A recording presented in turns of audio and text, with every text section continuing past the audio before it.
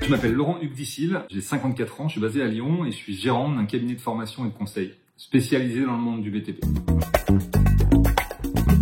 J'ai passé mon bac à 20 ans, j'ai eu un bac plus 4 à 30 et j'ai attendu 40 ans pour avoir un bac plus 5, donc j'étais très content. J'ai été salarié pendant 16 ou 17 ans dans un grand groupe du monde du bâtiment et puis ça fait 16 ans que je suis à mon compte et indépendant maintenant, gérant de ce petit cabinet de formation. L'entreprise, c'est un cabinet de conseil et de formation. Notre job, c'est d'accompagner des forces de vente. On est centré sur la performance commerciale. Imagine un industriel du bâtiment ou quelqu'un qui fabrique des matériaux ou des systèmes pour construire. Nous, notre job, c'est d'aider la force de vente avec leur manager pour les aider à vendre plus, je dirais durablement, et d'augmenter le chiffre d'affaires, tout simplement. Je suis à la fois en recherche de clients, et en même temps, je recherche aussi des consultants qui peuvent accompagner ces clients-là. Donc, j'ai une casquette démarchage commercial, une casquette chef d'orchestre pour construire une équipe. Et puis, j'aime aussi être dans l'animation et dans le suivi de mon client. Donc, c'est un panel assez large. Ce qui m'intéresse, moi, c'est de bien comprendre une problématique et d'apporter des solutions à ces entreprises.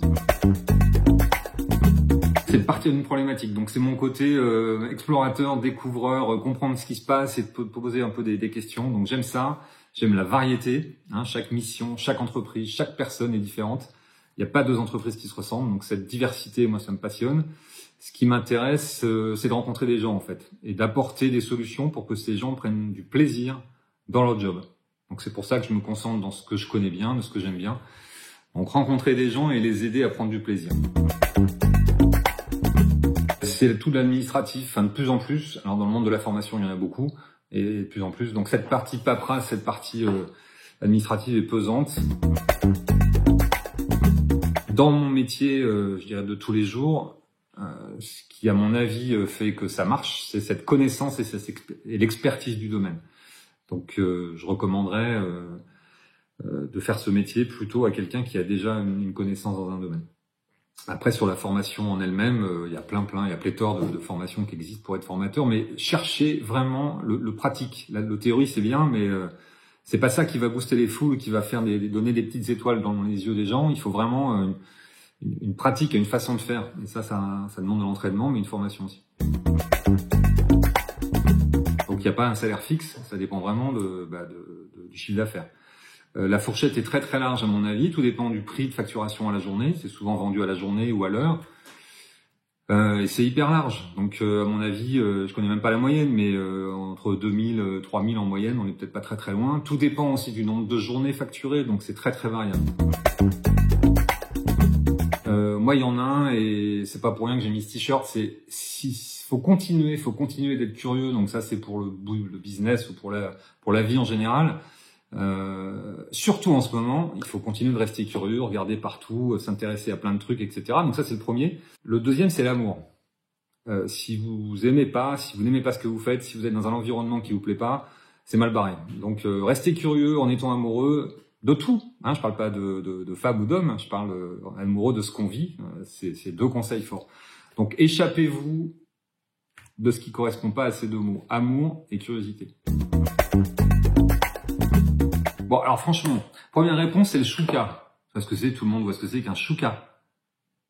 Voilà, c'est un petit oiseau qui vit en montagne, c'est un oiseau donc, et qui plane et qui vole au-dessus des montagnes. Et j'adore le chouka parce que voilà, il donne vraiment un esprit de liberté totale. Je crois pas, mais là il a mal à la gorge. Il y en a une qui me vient, mais alors c'est la honte à moi, je sais pas si tu le mettras, mais pour les jeunes de ma génération, vous avez connu, comment il s'appelait ?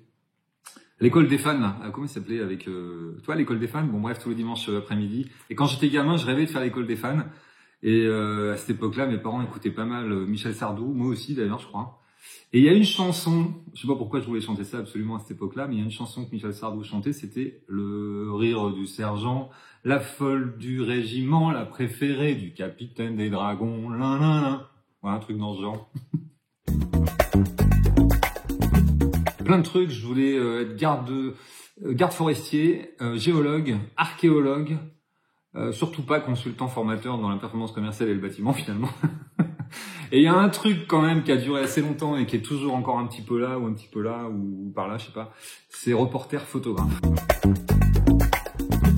Aujourd'hui, je suis bénévole dans 3 associations différentes.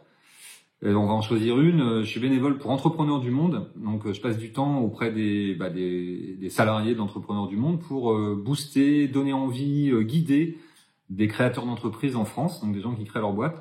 C'est des réfugiés, c'est des SDF, c'est des gens qui sont un peu sur le côté et qui ont quand même une niaque pour construire et pour avoir des projets. Donc, je les accompagne là-dessus, sur la partie justement commerciale, réseau, découverte du marché. Voilà. Et puis, je suis intervenant aussi pour 100 000 entrepreneurs. Donc, je sais pas si ça vous parle ça, mais je vous conseille fortement de pouvoir intervenir auprès de 100 000 entrepreneurs, même si c'est difficile aujourd'hui. Donc là, on intervient dans les écoles pour donner envie aux jeunes d'entreprendre dans la vie.